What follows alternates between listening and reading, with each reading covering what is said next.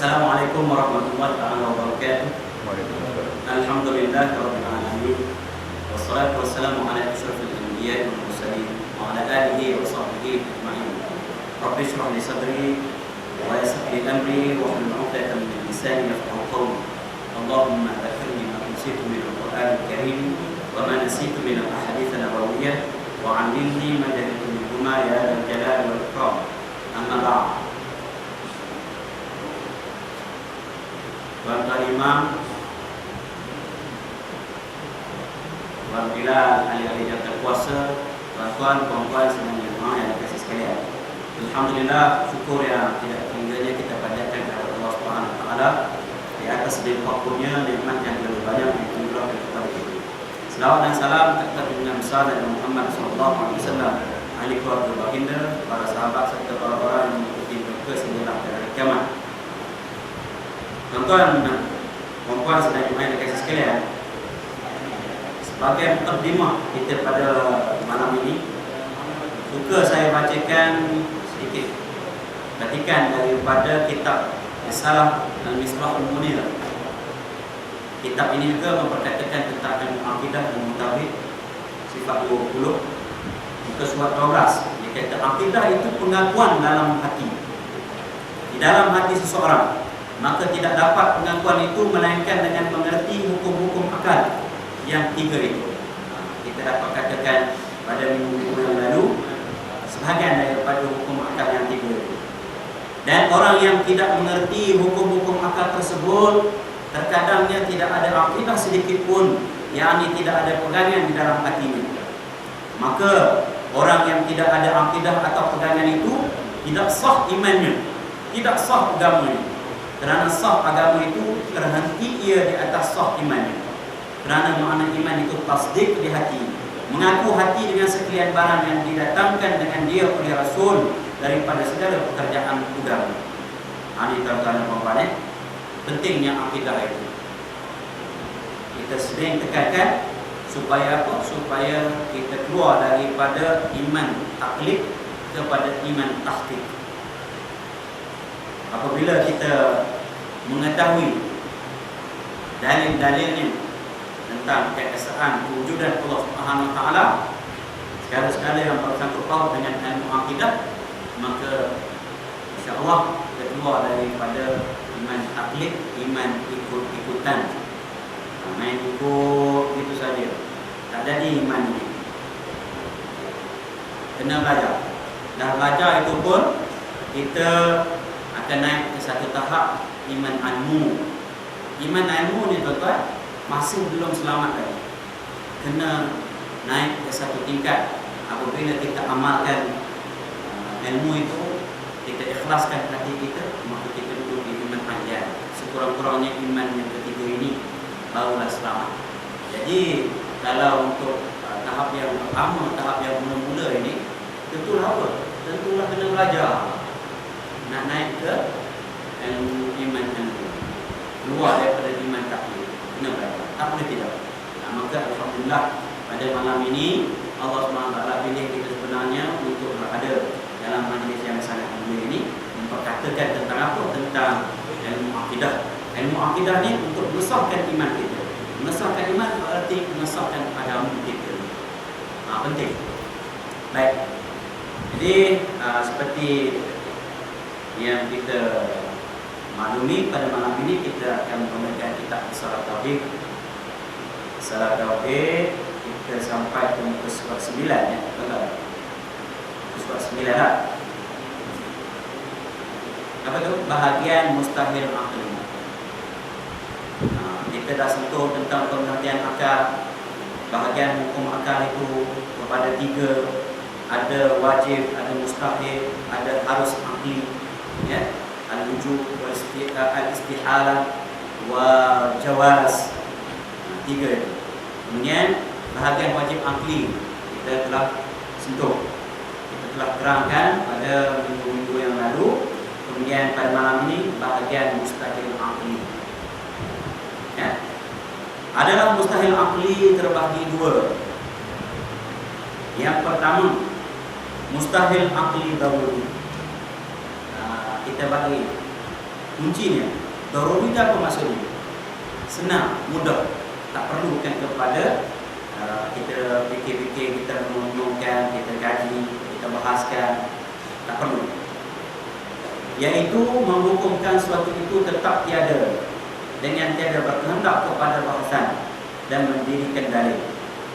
Kita tetapkan sesuatu perkara itu tidak ada, tak perlu kepada perbahasan, tak perlu kepada bukti-bukti. Seperti apa? Seperti menghukumkan tiada terima akal. Satu itu separuh daripada tiga. Satu separuh daripada dua. Satu separuh daripada dua. Ya. Jadi kalau kita kata satu itu separuh daripada tiga, ayat akal kita tak boleh terima. Perlu fikir kan? Perlu perbahasan kan? Tak perlu kita bahaskan lagi. Tak perlu kaji lagi. Memang begitulah. Mustahil kan? Mustahil berkumpul sesuatu yang dua perkara yang kontradik, yang berbeza, yang bertentangan dalam satu-satu masa. Misalnya diam dengan gerak, tak boleh berkumpul. Dia diam tapi bergerak, dia bergerak tapi diam, tak boleh kumpul. Akal itu tidak boleh terima. Cerah dengan gelap, akal kita tak boleh terima dia boleh duduk dalam satu masa. Itu mustahil akil lah. Mustahil akil. Jadi ini kena ingat molek ni. Istilah-istilah ni jangan nanti bila nanti kita sebut rasa macam. Jadi kita pun dah di ke depan. Kita masih lagi tunggu di belakang. Lama-lama tak boleh nak kecap, tak boleh nak ikut. Istilah-istilah ni kena kita pasak molek. Baliknya kita baca, kita hafal pula. Baik. Yang kedua, mustahil aqli nazari. Nazari ni apa tuan-tuan? Nazari ni maksudnya lihat ya. Lihat. Kalau nazara lihat ataupun fi. Nazara fi. Ingat apa ni fikir. Jadi kena bahas, kena tengok, kena kaji. Itu maksudnya. Bukan macam daruri tadi.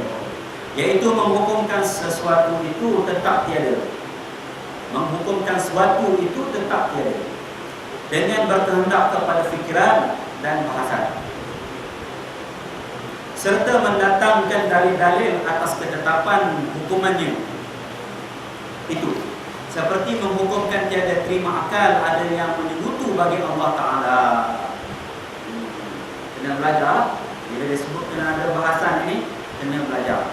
Ya, alhamdulillah pada malam ini kita antara usaha kita untuk bukan senang-senang ya, kita nak akal kita nak terima, kena ada perbahasan ya. Adanya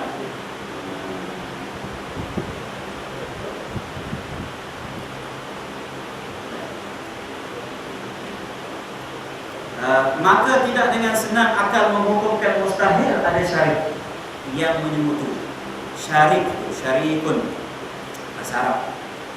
Syarik itu isim fa'il, iaitu orang yang bersekutu daripada syarikat. Masuk syarikat dengan Allah Subhanahu Wa Taala, berkongsi kuasa misalnya. Dia akan kongsi dia. Syarikun tu akan kongsi.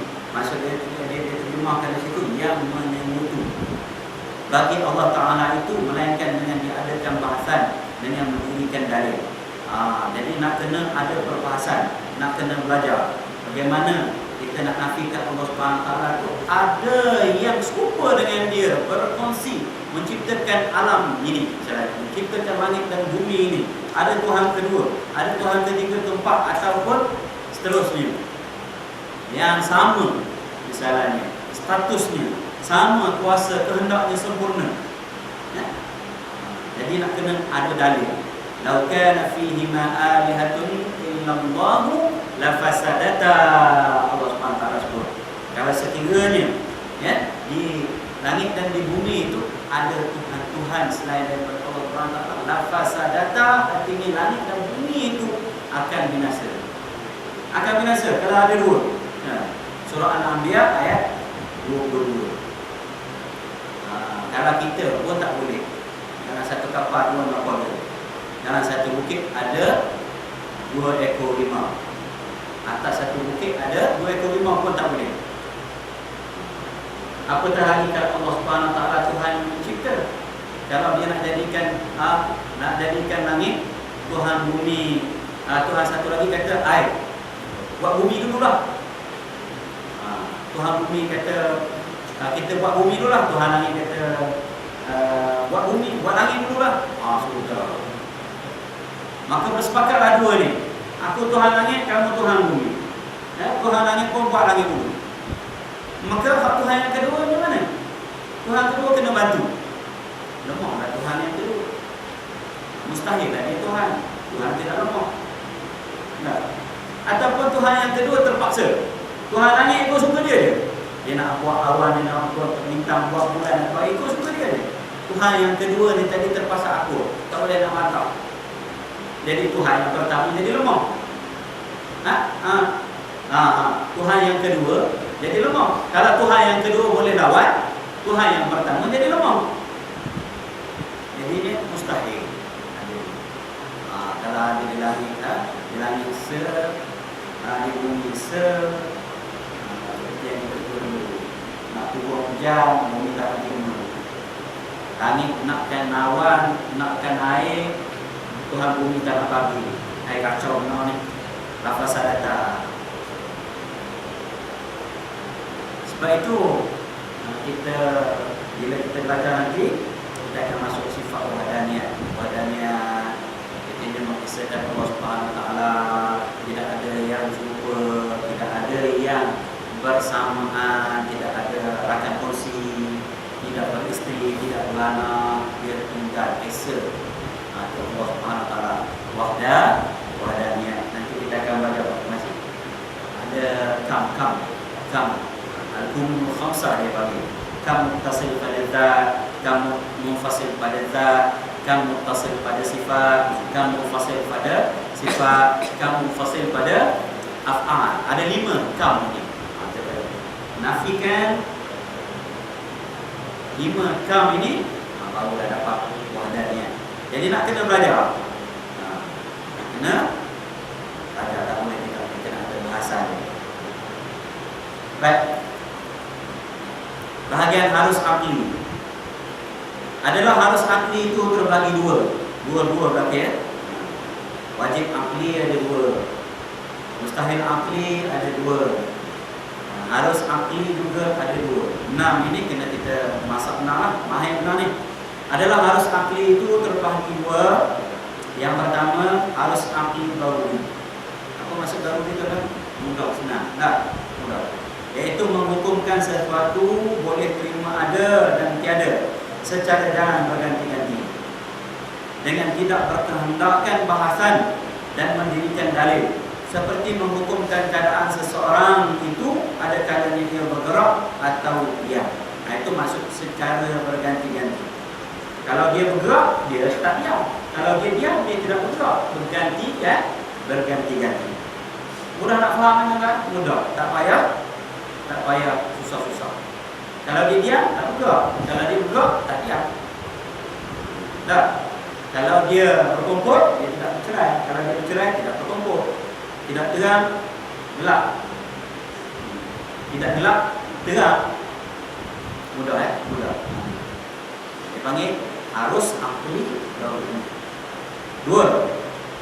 Harus akli nazari. Nazari ini perlukan perbahasan, iaitu menghukumkan sesuatu boleh dijadikan atau tidak boleh dengan berkehendak kepada bahasan dan mendatangkan dalil-dalil, seperti memberi Tuhan orang Islam yang tidak beramal itu pahala. Ini harus bagi Allah Subhanahu Wa Taala. Ikut suka dia. Mutlak. Itu hak mutlak Allah Subhanahu Wa Taala. Kita tidak boleh pertikaikan sebenarnya. Pasal apa? Dia Tuhan. Dia tidak ditanya, kita yang ditanya. Dia tidak dipertanggungjawabkan, kita yang bertanggungjawab. La yus'alu amma yaf'al wa hum yus'alun. Allah sebut. Dia tidak ditanya apa yang dibuat, tapi mereka lah akan ditanya. Kita ni akan ditanya. Itu suka Allah Subhanahu Wa Taala. Harus ni bagi Allah Subhanahu Wa Taala harus. Maka tidak dengan senang akal menghukumkan hal itu harus. Tidak senang akal. Tadi pun ada seorang sahabat yang dia kata ada sahabat dia petikai ataupun sebut tentang seorang perempuan di zaman Bani Israel yang beri makan ataupun beri minum anjing yang sedang dahaga. Dia berjalan padang pasir, dia terasa sangat dahaga, dia mencari telaga, jumpalah telaga itu.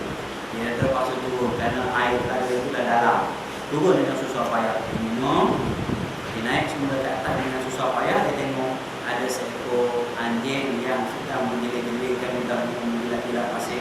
Dahaga sangat. Dia kata dahaga anjing ini macam dia dahaga. Dia pun turun semula dengan susah payah. Dia naik dan dia cedok air itu dengan kasurnya. Dia beri anjing itu minum. Maka Allah Subhanahu Wa Taala ampunkan dia dan dia masuk dalam surga. Wanita itu adalah wanita tuna susila. Kalau pekerja seks komersial orang sekarang sebut. Laju, sunda. Allah Subhanahu Wa Taala ampunkan dia dan dia masuk surga.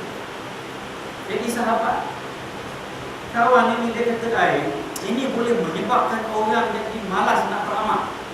Dia mula jadi ragu, mula jadi syak dia kata. Malas nak beramal dia kata. Kalau Ustaz pelaju boleh minum anjing, boleh masuk surga. Jadi kita lihat dari sudut yang sempurna agama ini. Jangan kita jumpa satu poin, satu hadis, satu dalil dan sebagainya kita pegang supaya. Jadi kita lihat, memang kita ini tuan-tuan, kita masuk surga, kita selamat daripada api neraka nanti insya-Allah adalah kerana rahmat Allah Subhanahu Wa Taala. Hatta Nabi sallallahu alaihi wasallam pun apabila dia tanya, hatta engkau ya Rasulullah, hatta aku, kata Nabi sallallahu alaihi wasallam, masuk surga dengan rahmat Allah Subhanahu Wa Taala. Nak menunjukkan apa? Menunjukkan kita ni hamba, sebenar-benar hamba. Sebanyak mana pun amalan kita tak akan menjamin kita untuk masuk surga. Tak akan jamin. Yang jamin masuk surga ni sebenarnya adalah rahmat Allah Subhanahu Wa Taala. Cuma kita disuruh beramal kerana nak dapat rahmat. Rahmat ni kasih sayang, belas kasih, belas ihsan, kasihan belas. Itu rahmat. Maka Allah SWT lihat dengan pandangan rahmat. Kenapa? Kerana perempuan ini dia ada rahmat dalam hati. Ada belas kasih. Orang yang ada belas kasih sahaja yang boleh masuk surga. Ya tak?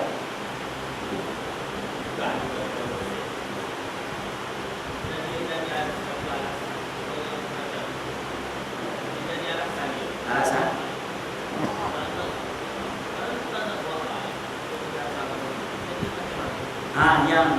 Yang begitulah itu hakikat. Artinya mendalikan hadis ini, cerita Nabi sallallahu alaihi wasallam ini sebagai hujah untuk dia tak mau nak berbuat baik. Dia kata kita ini yang penting sekali bukan amalan, rahmat.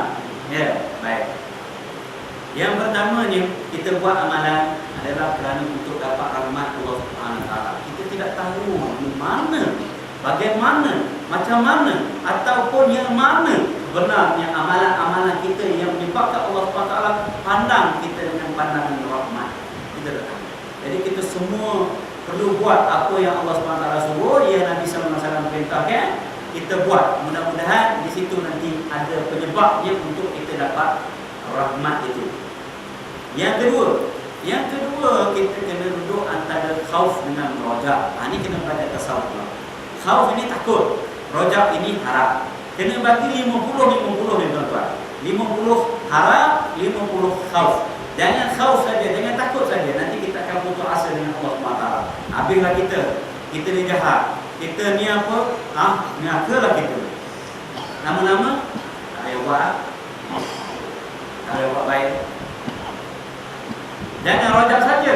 Rojak ini apa? Allah Subhanahu Wa Taala Maha Pengasih, Maha Pengampun, Maha Penyayang. Sedangkan Nabi ampunkan umat. Tidak, dulu tak gitu. Allah ni Ar-Rahim, Allah ni Ar-Rahman, Allah Maha Pengasih, Allah Maha Penyayang, Allah At-Tawwab, yang Maha Penerima Taubat. Besar mana dosa kita pun selagi tak syirik, Allah ampun. Duk pegang hak tu saja. Jadi lewe sini panggil apa? Dede. Tak buat.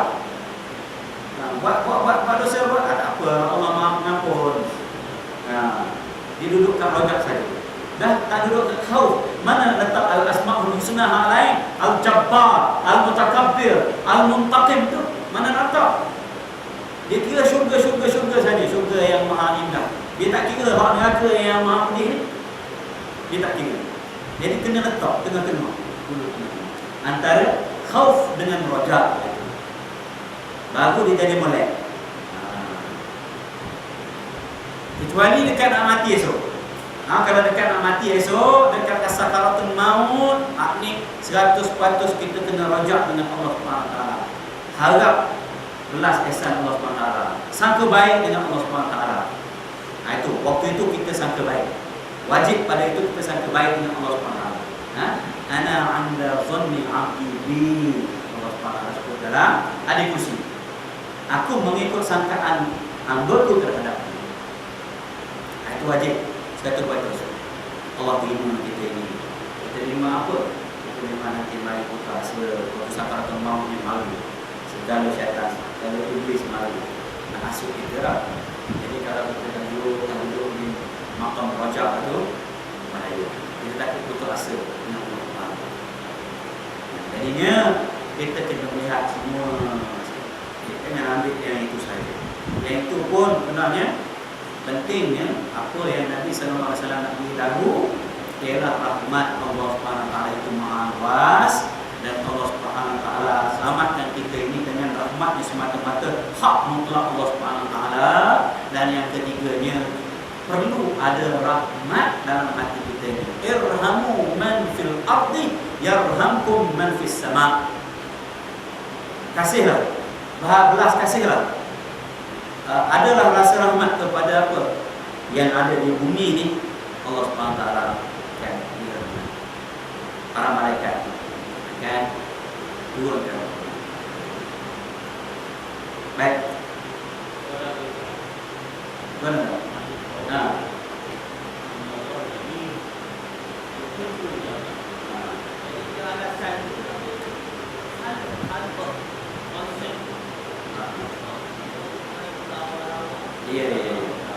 Banyak. Inna Allah jamilun wa yuhibbul jamal. Sesungguhnya Allah Subhanahu wa taala itu maha indah, cantik dan dia suka kepada kecantikan. Ya. Baik. Lalu dia buat hujah dan dalil. Bolehlah bersolek-solek masalahnya. Bolehlah berwangi-wangian. Ya, ini yang biasa kita dengar. Dia menggunakan hujah ini. Kita lihat pula yang lain, wala tabarruj jahiliyah itu tabarruj itu. Yang mana? Khususnya kepada orang perempuan. Orang perempuan ini satu makhluk yang cantik, yang indah sebenarnya, sentiasa menjadi tarikan kepada orang lelaki. Kalau dia bertabarruj, maka orang lelaki makin nak tengok. Sebab itu orang perempuan diwajibkan tutup kepalanya, labuhkan tudungnya, longgarkan pakaiannya, tebalkan katanya, jangan nipis berbayang. Supaya apa? Supaya mengelakkan daripada pandangan jahat. Itu disyariatkan. Tapi apabila kita tukar konsepnya, kita bagi cantik, bagi comel, tak cukup dengan apa itu kening yang asal ini kita pun cabut. Ada yang mungkin pula buat panjang. Macam-macam. Tak. Okey. Modify. Dengan merah, hijau, macam-macam ada. Jadinya menarik perhatian. Jadi menafikan konsep penutupan orang itu. Konsepnya ialah supaya kita orang lelaki atau pandangan-pandangan jahat itu kurang terhindar. Wangi-wangian bagi orang perempuan tak boleh. Ayu memberatkan. Saya tanya hadis itu, apabila seseorang perempuan, mana-mana perempuan yang wangi-wangian, maka dia berzina. Artinya apa? Artinya kalau dah lah cantik, comel dan sebagainya, wangi pula, lalu itu dari sini situ, pilih tu bau lagu. Tengok tak lepas. Baik. Merangsang. Merangsang.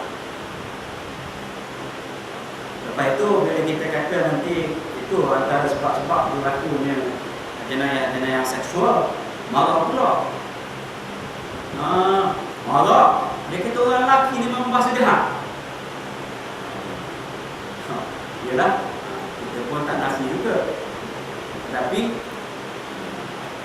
kenapa Islam syariatkan supaya tutup, supaya jaga kalau itu supaya mengurangkan. Baik. Jadi tak boleh guna lah innallaha jamilun wa yuhibbul jamal, itulah dalil dan hujahnya. Kenapa kita tidak lihat lagi larangan-larangan Nabi sallallahu alaihi wasallam yang lain? Tak. Misalnya larangan Nabi sallallahu alaihi wasallam mencabut bulu kening, dia panggil an-namisah.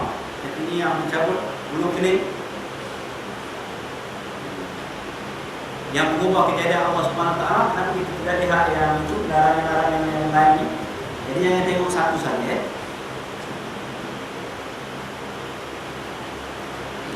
Baik. Yang kedua, harus aqli nawali. Yaitu ini kita baca tadi lah. Habis ya? Habis. Tanda-tanda yang menunjukkan hukum perkara. Maksudnya istilah-istilah yang disebutkan. Andai kata apabila kita dapati kemudian daripada wajib, maksud selepas perkataan wajib, perkataan bagi, ada perkataan bagi. Maka apa maksudnya? Bagi atau pada, apa maksudnya? Ya, selepas perkataan wajib, ada perkataan bagi atau pada. Maksudnya wajib akli. Maksudnya wajib akli. Apabila kita dapati kemudian daripada mustahil perkataan atas atau pada, maksudnya mustahil akli. Kalau selepas perkataan mustahil ada disebut atas ataupun pada, maksudnya itu mustahil akli. Ini yang malah dia tuan-tuan faham. Dan apabila kita dapati kemudian daripada wajib, kemudian daripada maksudnya selepas perkataan wajib ada perkataan atas, maksudnya wajib syar'i. Maksud apa wajib syar'i itu? Barang yang diperbuat dapat pahala dan ditinggalkan dapat dosa. Wajib atas orang Islam belajar fardu ain. Itu maksudnya. Apa dia? Buat dapat pahala, tinggal berdosa, kedudukannya mesti buat. Ini wajib syar'i. Selepas perkataan wajib ada atas, wajib atas, maka itu wajib syar'i. Ya. Selepas perkataan wajib ada bagi ataupun pada, maka itu wajib akli. Selepas perkataan mustahil ada perkataan atas ataupun pada, maka maksud mustahil itu mustahil akli. Ini kaedah ni tuan-tuan.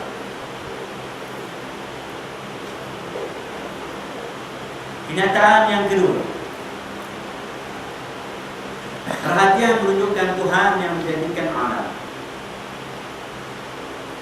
Sungguhnya jika seorang berfikir dan memerhatikan kejadian alam ini, nescaya ia dapat petunjuk bahawa Tuhan yang menjadikan dia. Maka umbi dan puncaknya ialah dari mengesakan Allah Subhanahu Wa Taala. Bagaimana kenyataan di bawah ini? Ini yang pentingnya kita tahu hukum akal. Kenapa? Tak boleh tidak, kita kena berfikir, kita kena mengkaji, memerhati tentang apa? Tentang kewujudan Allah Subhanahu Wa Taala ni, dalil-dalil keesaannya. Yang pertama, kamu lihat pada suatu benda atau kejadian seperti kerusi-kerusi meja dan sebagainya, nescaya kamu dapati kerusi-kerusi meja itu tidak boleh ada dengan sendirinya.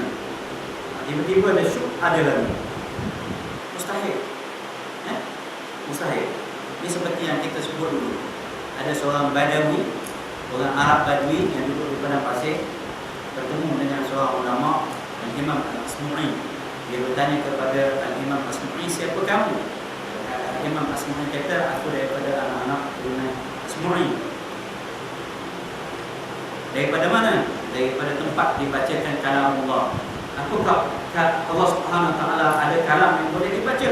Bahkan kata Imam Asmu'i, cuba baca. Macam Imam Asmu'i baca surah Al-Zariyat sampai ayat 20 dan 21. Wa fil ardi ayatun lil muqinin wa fi anfusikum afala tubsirun. Dan pada penciptaan bumi itu ada tanda-tanda kebesaran Allah Subhanahu Wa Taala bagi orang-orang yang mentauhidkan, bagi orang-orang yang meyakininya. Afala tubsirun wa fi anfusikum afala tubsirun. Dan pada diri kamu itu pun ada tanda-tanda kebenaran, ada tanda-tanda kebesaran Allah Subhanahu Wa Taala. Afala tubsirun, apakah kamu tidak tengok, kamu tidak lihat, kamu tidak telik, kamu tidak fikir? Pada diri kita ini, pada bumi, semuanya ada tanda-tanda kebesaran Allah Subhanahu Wa Taala. Adanya Allah Subhanahu Wa Taala yang menciptakan benda-benda ini. Maka kata daripada ini tadi cukup. Bila sampai sini dia kata, kalaulah ada tai unta, itu menunjukkan apa? Menunjukkan ada unta ni. Ada tapak kaki, adalah orang lalu. Kata Badui ini dan seterusnya, panjang cerita ni. Jadi orang awam ataupun orang Badui yang duduk di padang pasir pun mudah nak faham. Ini dalil yang ringkas, ya, yang ringkas. Jadi tengok di langit, perjalanan matahari, perjalanan bulan, semua ada garisan teratur. Sangat teratur,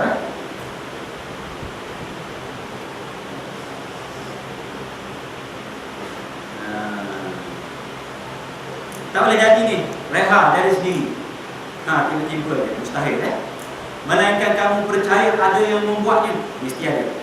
Demikian juga segala kejadian alam ini tidak boleh ada melainkan ada yang membuatnya dan yang mengadakannya. Yang demikian dengan pandangan kamu yang pertama ini, maka dapat akan beriktikad dan percaya alam ini tidak boleh ada dengan sendirinya, melainkan ada yang mengadakan adanya itu.